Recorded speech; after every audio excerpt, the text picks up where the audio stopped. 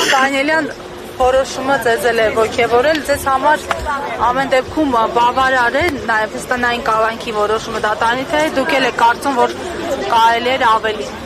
Բարև ձեզ, մենք այստեղ ենք աջակցություն քաղբանդարկյալ Դավիթ Համբարձումյանին։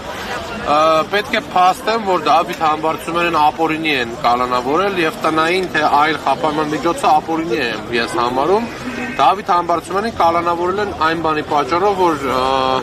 դրանց համար ավելի բարենպաստ պայմաններ լինի, մասնատված, կալանավորված, ընդդիմադիր քաղաքական գործիչներին իրարից հեռացնել, քանի որ ընդդիմությունը միասնական տեխնացու էր ընտրել Դավիթ Համբարձումյանին որպես իմպիչմենտի վարչապետի տեխնացու, եւ այո, այսինքն մենք չենք կարող ուրախանալ փոքր անարդարությամբ կամ փոքր անօրինականությամբ,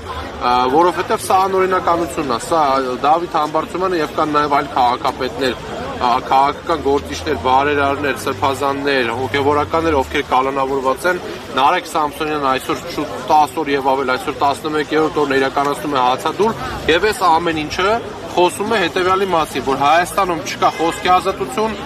կան իր ուրախություն մեծ, որ կան դատավորներ, որոնք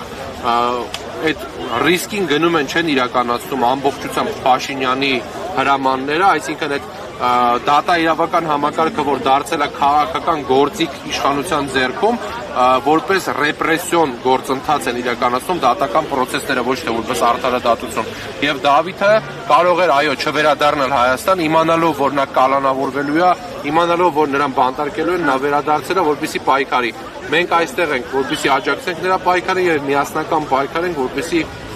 ընդհանուր առմամբ կարողանանք ազատագրել այն խոսքի ազատությունը, ազատագրել մարդու իրավունքները, որոնք այսօր գտնվում են, այո, ցավոք սրտի, գտնվում են այն իրավիճակում, որը չի համապատասխանում որևէ ժողովրդական երկրի, որևէ ժողովրդավարության սկզբունքների հետ անհամապատասխան։ Շնորհակալություն։